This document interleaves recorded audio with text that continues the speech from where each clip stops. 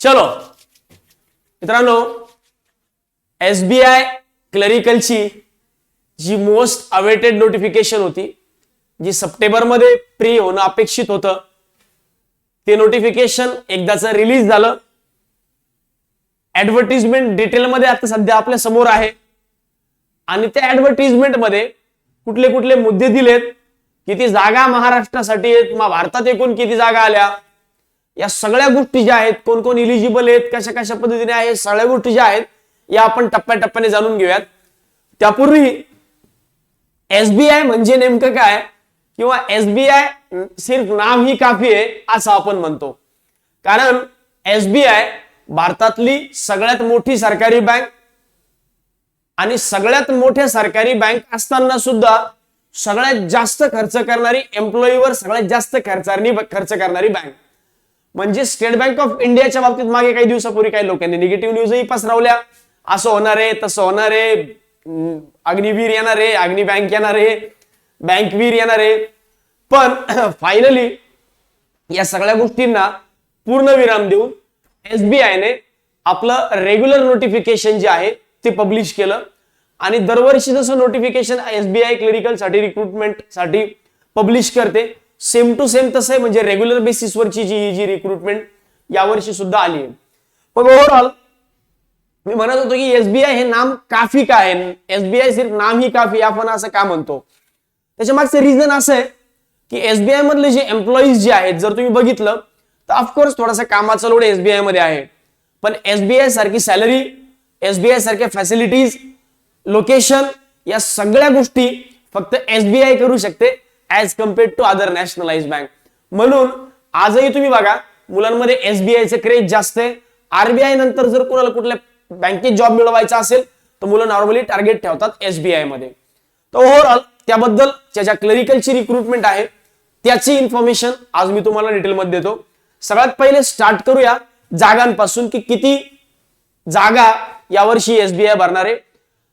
या जागा आज जरी तुम्हाला 5008 समथिंग दिसत असल्या, आज जरी या जागा तुम्हाला 5000 समथिंग दिसत असल्या, तरी ते ऍक्च्युअल भरताना जवळजवळ 7 ते 8 हजार होतील. कशा, या मी तुम्हाला एकदम मुद्देसूदपणे शेवटी समजावून सांगतो, त्याच्याबद्दल टेन्शन घेऊ नका. आणि सगळ्यात महत्त्वाचं, कुठे अंदाजाने गोष्टी तुक्के मारणार नाही, जे आहे ते स्पष्ट या पद्धतीने, अशा पद्धतीने आहे तसं सांगेल. इव्हन आजपर्यंत जर तुम्ही एसबीआयचा इतिहास पाहिला, एक्सेप्ट मागचं वर्ष, तर दरवर्षी जेवढ्या वॅकन्सीज एसबीआयने नोटिफिकेशन मध्ये रिलीज केल्या असतील त्यापेक्षा डेफिनेटली काही ना काही जास्तच रिक्रुटमेंट झाले असतील.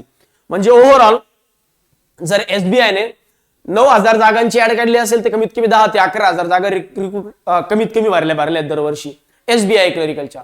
एसबीआय पीओ ची ऍडव्हर्टाइजमेंट सुद्धा यानंतर येणं अपेक्षित आहे, एसबीआय पीओ प्रोबेशनरी ऑफिसर.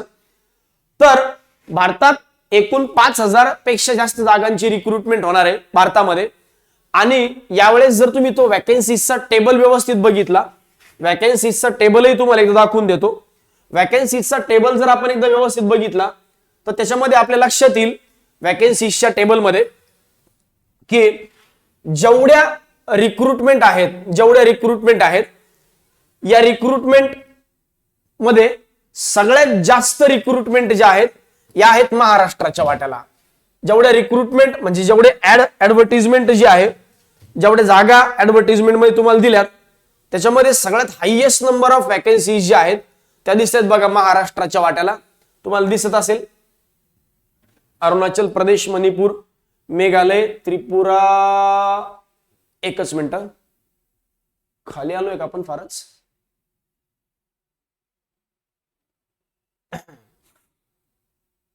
हे बघा स्टेट महाराष्ट्र किधर गया भैया. हा सर्कल युनिट. चलो हे बघा महाराष्ट्र एकूण 747 जागा. आणि या 747 जागा ज्या आहेत या फक्त आणि फक्त ओपन म्हणजे general category, OBC category, EWS category, SC category आणि एसटी कॅटेगरीसाठी. बाकीच्या ज्या पुढच्या वॅकन्सीज जर तुम्ही बघितल्या तर एक सर्व्हिसमन असेल, पीडब्ल्यूडी कॅन्डिडेट असेल, तर या जागा सोडून 747 आहे. म्हणजे प्युअरली आपल्या ज्या 4 कॅटेगरीज आहे, 4-5 कॅटेगरी, कुठल्या कुठल्या SC ST OBC EWS general या कॅटेगरीसाठी या 747 जागा आहेत. आणि मी म्हणलं जसं SBI IBPS क्लर्कच्या हिशोबाने जर बघितलं तर IBPS क्लर्क मध्ये जवळजवळ 750 जागा आल्या होत्या. इथं जवळपास फक्त महाराष्ट्रासाठी 750 जागा आहेत, म्हणजे 1500 जागा फक्त महाराष्ट्रासाठी 2 पोस्ट मधून भरल्या जाणार आहेत. RRB PO ची ऍडव्हर्टाइजमेंट आली होती, RRB क्लर्कची ऍडव्हर्टाइजमेंट आली होती. त्यांच्यासाठी जवळजवळ 1,500 ते 2,000 जागा, म्हणजे ओव्हरऑल सगळे मिळून त्यांच्या जवळपास 300 ते 400 जागांच्या आसपासची रिक्रुटमेंट होती. दोन्ही मिळून जवळपास 500च्या आसपास, म्हणजे जवळजवळ 2,000 जागा 3 या रिक्रुटमेंट मधून भरल्या गेल्या. तर इमॅजिन करा कंटिन्युअस जे रिक्रुटमेंट चालू आहे त्याच्यावरून तुमच्या लक्षात येईल की बँकिंग सेक्टरमध्ये सध्या कशा पद्धतीची रिक्रुटमेंट चालू आहे. बर, आता आपण पुढे जाऊया रिक्रुटमेंट नंतर की व्हॅकन्सीज आहेत. आता सगळ्यात पहिल्यांदा सर या जागा ज्या आहेत महाराष्ट्राच्या 747 आम्ही तिथेच अप्लाय करावं का? आम्ही सॉरी तिथेच अप्लाय करावं का? The candidate applying for vacancies of a particular state और union territories should be proficient reading, writing and speaking, understanding in the specified opted local language of that state or union territories. म्हणजे काय, तुम्ही ज्या स्टेटला apply करतायत, ज्या स्टेटसाठी तुम्ही apply करतायत त्या स्टेट मधली लोकल लँग्वेज तुम्हाला बोलता आली पाहिजे, लिहिता आली पाहिजे, वाचता आली पाहिजे आणि समजली पाहिजे. म्हणजे महाराष्ट्रातून जर तुम्ही अप्लाय करतायत तर तुम्हाला मराठी, हिंदी या लँग्वेज यायलाच पाहिजे. त्यातल्या त्यात मराठी महाराष्ट्राची लोकल लँग्वेज. मग या लोकल लँग्वेज ची इन्फॉर्मेशन, माहिती तुमच्याकडे असली पाहिजे, अंडरस्टँडिंग तुमच्याकडे असली पाहिजे, तरच तुम्ही या स्टेटमधून अप्लाय करू शकता असं मला म्हणायचंय. त्यामुळं तुम्ही त्याच स्टेटमधून अप्लाय करा ज्या स्टेटची लँग्वेज तुम्हाला येते. Candidate may apply for vacancies for one state only. आणि तुम्ही कुठल्याही एका स्टेटमधून फॉर्म भरू शकता का? कारण की जर तुम्ही मल्टिपल ऍप्लिकेशन केले तर शेवटचं ऍप्लिकेशन ऍक्सेप्ट होतं, अगोदरची पूर्ण ऍप्लिकेशन जे रिजेक्ट होतात, त्यामुळे तुमचे पैसेच वाया जातील, दुसरं काय होणार नाही. त्यामुळं एका स्टेटसाठी भरा आणि एकच ऍप्लिकेशन करा बस. सर मी ऍप्लिकेशन करताना, फॉर्म भरताना माझ्याकडनं ऍप्लिकेशन चुकलं होतं, अशा वेळेस काय करायला पाहिजे? काही नाही, टेन्शन घेऊ नका. सेम माहितीने दुसरं ऍप्लिकेशन भरा, सेम माहितीने दुसरं ऍप्लिकेशन भरा, दुसरं ऍप्लिकेशन ऍक्सेप्ट होईल, अगोदरचं चुकलेलं ऍप्लिकेशन रिजेक्ट होईल. त्यामुळे त्यात काही असं फार मोठी गोष्ट नाहीये. बर, आता पुढे जाऊया पुढच्या मुद्द्यावर. पुढचा मुद्दा असा आहे की कोण कोण यासाठी इलिजिबल आहे, हा सगळ्यात महत्वाचा कॉलम नीट समजून घ्या. यासाठी कोणकोणते लोक इलिजिबल आहेत? असे लोक ज्यांचं 30 नोव्हेंबर 2022 पर्यंत ग्रॅज्युएशन कंप्लीट होणार आहे. मग 30 नोव्हेंबर 2022 पर्यंत जर माझं ग्रॅज्युएशन कंप्लीट होणार असेल तर मी त्या एक्झामसाठी इलिजिबल आहोत. इन शॉर्ट 2022 मध्ये पास आउट झालेले सगळे लोक, आणि काही लोकांचा बॅकलॉग राहिला असेल, एखादा दुसरा विषय राहिला, किंवा काही लोकांचे रिझल्ट अजूनही पेंडिंग असतील, तर असे लोक सुद्धा याला इलिजिबल आहेत. कारण 30 नोव्हेंबर पर्यंत ऑलमोस्ट सगळ्यांचा रिझल्ट लागून जाईल आणि टेंटेटिव्हली या दरम्यानच प्री एक्झाम होणार आहे. त्यामुळं जोपर्यंत तुमची प्री एक्झाम होत नाही ऑलमोस्ट 30 नोव्हेंबर पर्यंत, तोपर्यंत जरी तुमचं ग्रॅज्युएशन पूर्ण झालं तरी चालेल.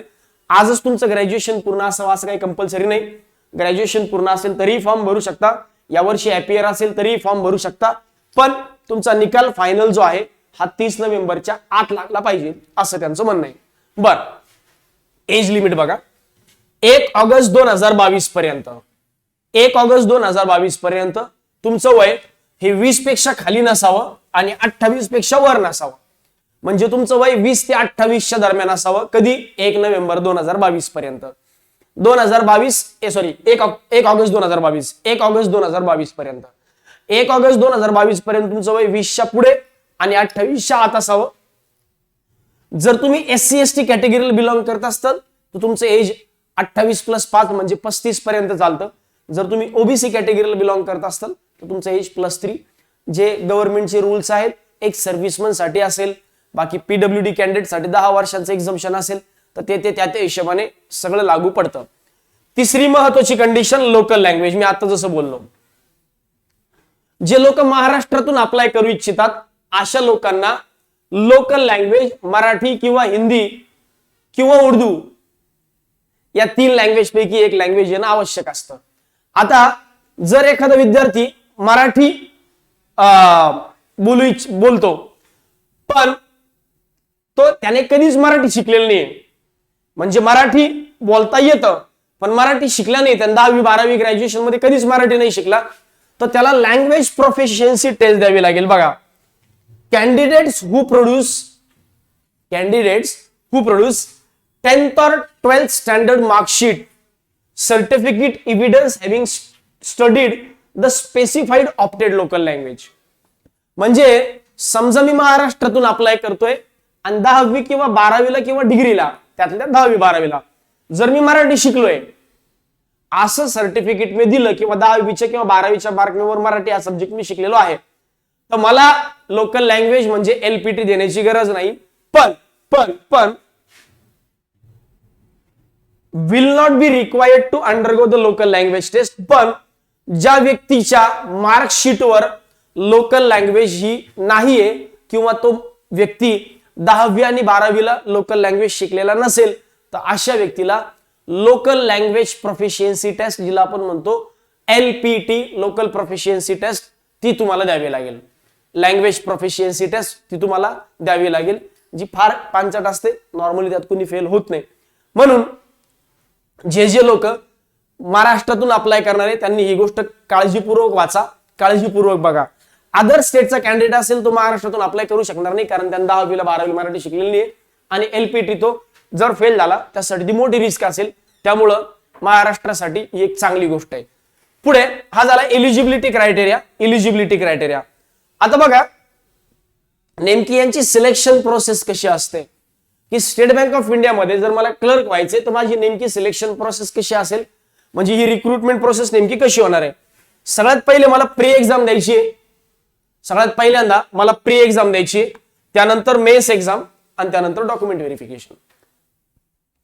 प्री एक्झाम, मेन्स एक्झाम आणि डॉक्युमेंट व्हेरिफिकेशन. मग प्री एक्झाम जशी तुम्ही प्री एक्झाम दिली ती क्वालिफाईंग आहे. प्री एक्झाम जी आहे ही क्वालिफाईंग आहे, ती पास झालं तुम्ही मेन्सला जाणार आणि मेन्स मधून तुमचं फायनल सिलेक्शन होईल. म्हणजे मेन्सचे मार्क डिसेंडिंग ऑर्डरने लावण्यात येतील आणि त्या अकॉर्डिंगली वरचे महाराष्ट्रातले 747 कॅन्डिडेट घेण्यात येतील. बाकी लोकांना, काही लोकांना वेटिंग मध्ये ठेवण्यात येणार आहे, त्याबद्दल पण पुढे बोलतो. बर, जे लोकांचं प्री पास झाले, मेन्स पास झाले, अशा लोकांना डॉक्युमेंट व्हेरिफिकेशनला बोलावण्यात येईल. मग डॉक्युमेंट व्हेरिफिकेशन मध्ये काय होतं, 10वी 12वी ग्रॅज्युएशन जे तुम्हाला क्रायटेरिया सांगितला होता तो एलिजिबिलिटी क्रायटेरिया व्यवस्थित क्रॉस चेक केला जातो. मेडिकल टेस्ट होते, झालं. मेडिकल टेस्ट काय फक्त ब्लड आणि आपला युरिन चेक केला तर बाकी दुसरं काही नाही. लोकल आपण डॉक्टरकडून पण पहिल्यांदा आपल्याला हे होतं की या पद्धतीने लोकल लँग्वेज मेडिकल टेस्ट जी आहे, मेडिकल टेस्ट ती तुम्ही तुमच्या लेवलला घरून करून या. किंवा दुसरा एक पर्याय असा आहे की आता बँक काय करतात, स्वतःची मेडिकल ऑफिसर आहेत बँकेचे, ते सांगतात की नाही आमची मेडिकल ऑफिसर तुमची मेडिकल टेस्ट करणार, दॅट्स इट, बाकी काही नाही. अगोदर हा पर्याय अवेलेबल करून द्यायची एसबीआय, आता तो पर्याय नाही. अजूनही काही बँका ज्या आहेत अजून त्या पर्याय देतात, पण एसबीआय ची लोकल लँग्वेज टेस्ट पण पांचट होते, काही मोठी गोष्ट नाही. बेसिक आपलं ब्लड वगैरे टेस्ट करतात, बाकी काही नाही. बर, आता पुढे बघा, मग नेमकी प्री एक्झाम कशी असते, सेक्शनल कट ऑफ असतो का, सेक्शनल टायमिंग असतो का, निगेटिव्ह मार्किंग असते का, नीट समजून घ्या. एसबीआय क्लर्कचा एक फायदा असा आहे, there is no sectional cut off. म्हणजे तिथं कुठेही तुम्हाला सेक्शनल कट ऑफ लावत नाहीत, त्यामुळं कधीही तुमचे एसबीआयचे individual subject wise mark display होत नाहीत. बघा आता प्री एक्झाम जी आहे, जसं आयबीपीएस क्लर्कचा पेपर पॅटर्न आहे सेम टू सेम, जसं आयबीपीएस क्लर्कचा प्रीचा एक्झामचा पेपर पॅटर्न आहे सेम टू सेम एसबीआय क्लर्कचा पण आहे. मग एसबीआय क्लर्क मध्ये इंग्लिश, जीए, इंग्लिश क्वांट आणि रिझनिंग हे 3 सब्जेक्ट, इंग्लिश क्वांट आणि रिझनिंग हे 3 subject same to same 30 mark 35 mark 35 mark, तेवढेच नंबर ऑफ क्वेश्चन आणि प्रत्येकासाठी 20-20 मिनिटांचा वेळ, प्रत्येकासाठी 20-20 मिनिटांचा वेळ. या पद्धतीने ही प्री एक्झाम आहे. आता यातले काही खाली इन्फॉर्मेशन दिली बघा. Each test will have a separate timing mention above, म्हणजे प्रत्येक विषयाला सेक्शनल टायमिंग आहे. There will be negative marking for wrong answers 1/4, म्हणजे एक क्वेश्चन चुकला तर 1/4 मार्क निगेटिव्ह होईल, 4 क्वेश्चन चुकले 1 मार्क जाईल. 1/4 of the assign question will be deducted for each wrong answer. No minimum, no minimum qualifying marks are prescribed for individual test or for aggregate score section wise marks will not be maintained.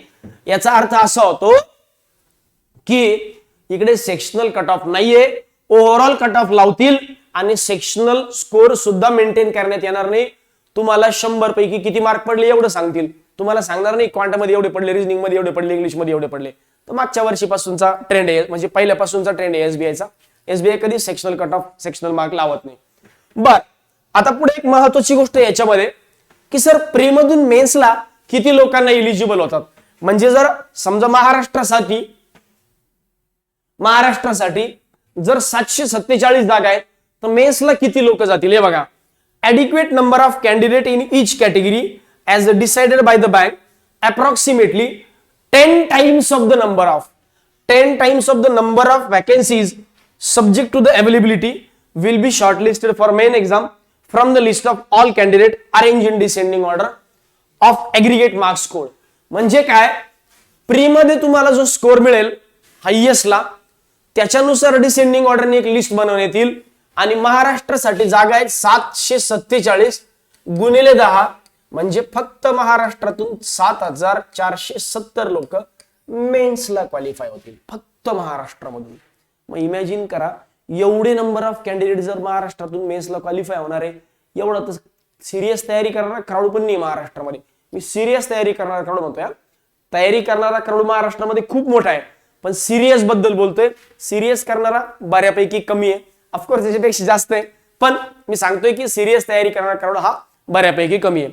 मग overall त्यामुळे SBI मध्ये बघा तुम्ही, दरवर्षी SBI मध्ये अशा लोकांना opportunity मिळते मेन्स द्यायला ज्यांना अपेक्षा पण नसते की मी मेन्सला क्वालिफाय होईल. त्यामुळं ही एक चांगली ऑपॉर्च्युनिटी आहे फ्रेशरसाठी पण आणि जे जुने लोक तयारी करतायत त्यांच्यासाठी पण. याच्यामध्ये एक फायदा असा, सेक्शनल कट ऑफ नाही, हा पहिला फायदा. नंबर ऑफ वॅकन्सीज महाराष्ट्रात जास्त असल्यामुळं जास्तीत जास्त लोकांना मेन्स द्यायला भेटेल. आता हे झालं प्री. मेन्स मध्ये पण असंच आहे, मेन्स मध्ये सुद्धा असंच आहे. मेन्स मध्ये काय 4 विषय, general awareness, English, quant, reasoning plus computer.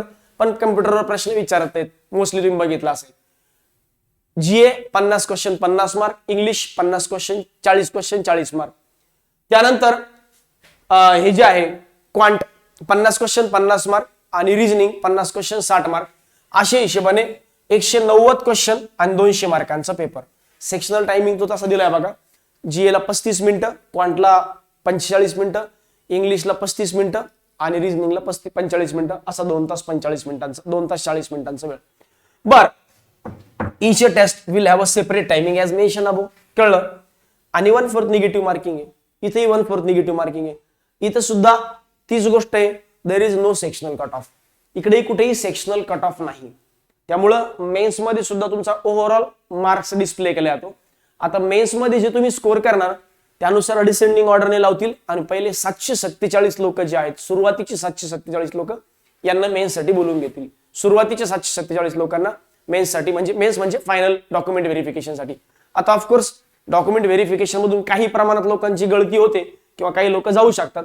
त्यामुळं थोडेसे स्लाइटली जास्त लोक बोलवतात डॉक्युमेंट व्हेरिफिकेशन आणि याच्यासाठी, पण तो नंबर फार कमी असतो कारण वेटिंग लिस्ट वाल्यांना पण एक ऑपॉर्च्युनिटी असते. त्यामुळं कट टू कटच लोक बोलवतील. बर, आता सगळ्यात महत्वाची पुढची गोष्ट बघा की या एक्झामसाठी एक्झाम फीस असेल, एक्झाम सेंटर असेल, याच्याबद्दल समजून घेऊया आणि मग पुढे जाऊ. आता महाराष्ट्रामध्ये ज्या ज्या लोकांना एक्झाम महाराष्ट्रातून द्यायची आहे अशा लोकांना सगळे सेंटर्स ऑलमोस्ट महाराष्ट्रातले अवेलेबल आहे. अहमदनगर आहे, विदर्भात अकोला, अमरावती, मराठवाड्यात औरंगाबाद, उत्तर महाराष्ट्रात धुळे, जळगाव आहे, पश्चिम महाराष्ट्रात कोल्हापूर आहे, मराठवाड्यात लातूर, मुंबई, ठाणे, नवी मुंबई, विदर्भात पुन्हा नागपूर, मराठवाड्यात नांदेड, पश्चिम महाराष्ट्रात नाशिक, कोकणामध्ये पालघर सेंटर दिले बघा. पुण्यात, रायगडला आहे, साताऱ्यात आहे, सांगलीला आहे आणि सोलापूरला आहे. तर ऑलमोस्ट महाराष्ट्राच्या ईच अँड एव्हरी कान्याकोपऱ्यामध्ये सेंटर दिलेत. त्यामुळं तुम्हाला कन्व्हिनियन्स आहे हाही एक की तुम्हाला फार दूर परीक्षेला जायची गरज पडणार नाही. ठीक आहे. आता पुढे जाऊया. यासाठी एक्झाम फीस जी आहे ही किती असेल. जे लोक SC ST PWD कॅन्डिडेट आहे एक सर्व्हिसमन आहे, अशा लोकांसाठी नील म्हणजे नो फीस, फ्री आहे. जे लोक जनरल, ओबीसी आणि ईडब्ल्यूएस कॅटेगरीत येतात अशा लोकांसाठी 750 रुपये फीस आहे. जे लोक SC ST PWD कॅन्डिडेट आहेत अशा लोकांसाठी no fees, general, OBC, EWS कॅटेगरीसाठी 750 रुपये फीस. या पद्धतीने फीसचा क्रायटेरिया. काही महत्वाच्या गोष्टी आहेत ज्या शेवटी मी तुमच्यासोबत बोलणार आहे शेवटच्या 5 मिनिटात. आता आपण ऑलमोस्ट शेवटच्या टप्प्याकडे आलोय. आता यातली पुढची महत्वाची गोष्ट काय, ऍप्लिकेशन फीस जी आहे, ऍप्लिकेशन फीस, ठीक आहे, ऍप्लिकेशन फीस. हे ऍप्लिकेशन फीस नंतर इम्पॉर्टंट डेट्स काय, परीक्षेच्या डेट अजून तरी SBI ने डिसाईड केलेल्या नाहीयेत किंवा डिक्लेअर केलेल्या नाहीयेत. डिसाईड केल्या असतील पण डिक्लेअर तरी अजून नाही. पण ऍप्लिकेशन फॉर्म जे आहे हे 7 सप्टेंबर पासून म्हणजे बुधवारपासून चालू होतील आणि लास्ट डेट ऑफ ऍप्लिकेशन जे आहे हे आहे 27 सप्टेंबर. 7 सप्टेंबर ते 27 सप्टेंबर या दरम्यान तुम्ही अप्लाय करू शकता, फॉर्म भरू शकता. 20 दिवसांचा कालावधी, शेवटच्या दिवसाची वाट बघू नका, कारण शेवटी सर्व्हर डाऊन होतं, सर्व्हर स्लो होऊन जातं. प्री एक्झाम जी आहे त्यांचं म्हणणं आहे टेंटेटिव्हली नोव्हेंबर 2022 मध्ये होईल. प्री एक्झाम टेंटेटिव्हली नोव्हेंबर 2022 मध्ये. आता ओव्हरऑल जर तुम्ही बघितलं तर नोटिफिकेशन मध्ये त्यांनी सांगितलंय की तुमचे प्री एक्झामचे ऍडमिट कार्ड जे आहे हे 30 ऑक्टोबर 2022 पासून पुढे येतील. 30 ऑक्टोबर 2022च्या दरम्यान येईल, म्हणजे त्या दिवशीच्या ऑलमोस्ट येईल. 30 ऑक्टोबर 2022 ला ऍडमिट कार्ड येईल असं त्यांचं म्हणणं आहे. मग याचा अर्थ असा आहे की तिथून पुढे जास्तीत जास्त 10 ते 12 दिवसामध्ये परीक्षा असते, कारण जेव्हा ऍडमिट कार्ड येतं त्याच्या पुढे 10 ते 12 दिवसात परीक्षा असते. इन शॉर्ट नोव्हेंबरच्या मॅक्सिमम दुसऱ्या आठवड्यात तुमची परीक्षा असण्याचे जास्त चान्सेस आहे. नोव्हेंबरच्या मॅक्सिमम दुसऱ्या आठवड्यामध्ये. मग नोव्हेंबरच्या मॅक्सिमम दुसरा आठवडा म्हणजे आज सप्टेंबर आहे, ऑक्टोबर आणि नोव्हेंबर, अजून परीक्षेला 2 महिन्यांचा वेळ आहे. 2 महिन्यांपेक्षा जास्त वेळ तुम्हाला मिळणार नाही. त्यामुळे आतापासून तयारी लागा, आतापासून जोर लावा. मेन्स एक्झाम जी आहे सांगितलंय टेंटेटिव्हली डिसेंबर एंडिंग किंवा जानेवारीच्या पहिल्या आठवड्यात, म्हणजे डिसेंबर किंवा जानेवारी मध्ये होईल.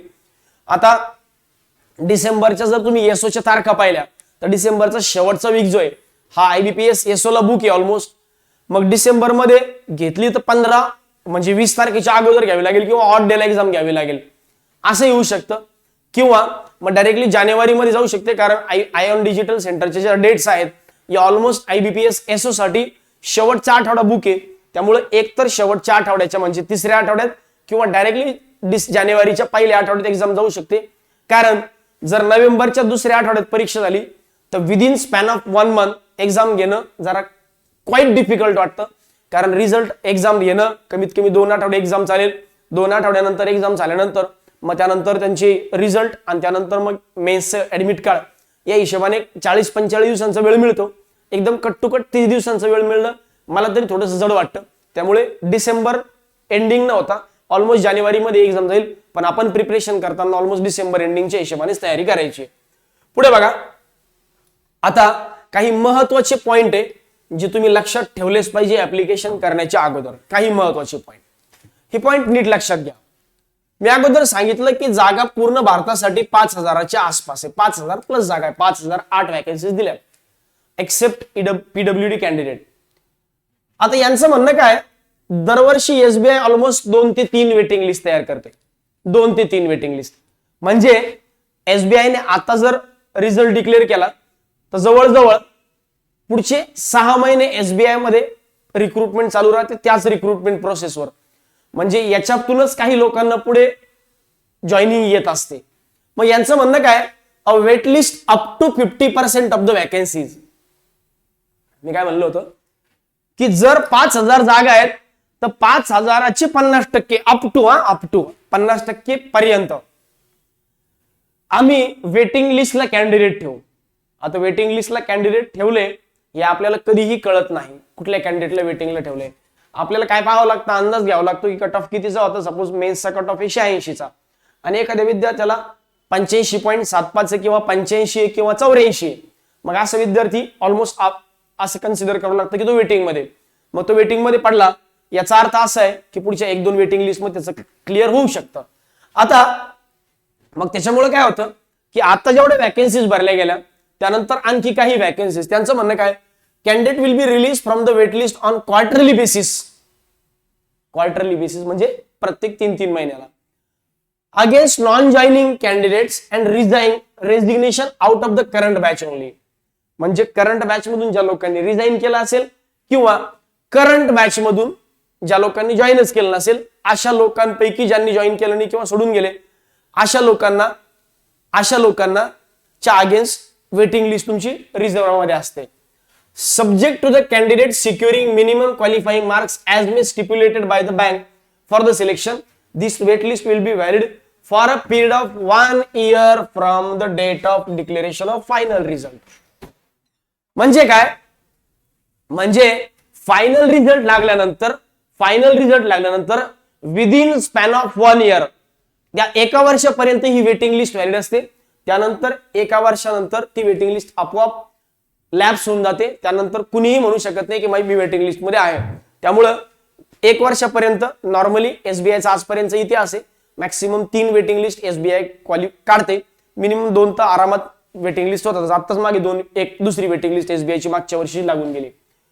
आता प्रिलिमिनरी एक्झाम, मी काय म्हणलं होतं की ही महत्वाची माहिती आहे.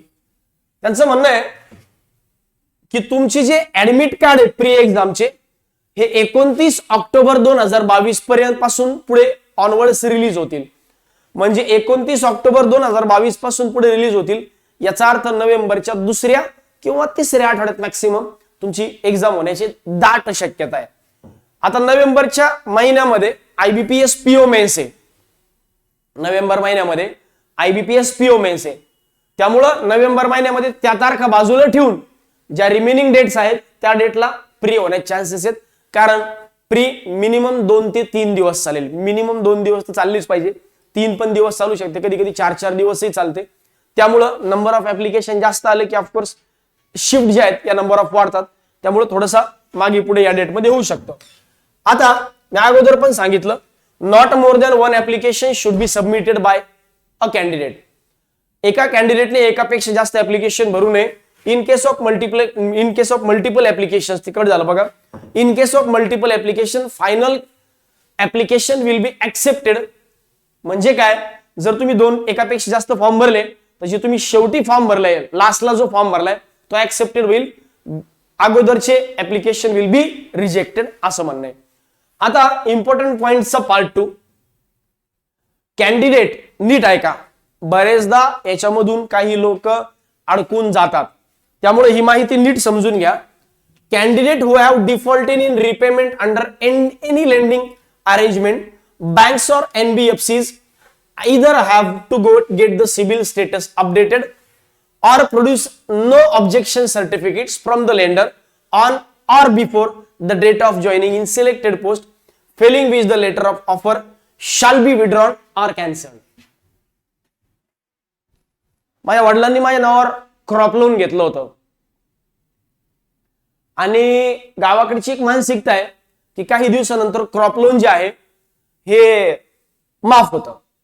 मग आता जर क्रॉप लोन माफ होतं म्हणून वडिलांनी मागच्या 3 वर्षापासून क्रॉप लोन भरलंच नाही, पण सरकारची माफी पण आली नाही, मग माझा सिबिल स्कोअर खराब झाला किंवा ते लोन डिफॉल्ट झालं, मग मी बँकेचा डिफॉल्टर झालो, मग बँक असेल किंवा नॉन बँकिंग फायनान्शियल कंपनी असेल,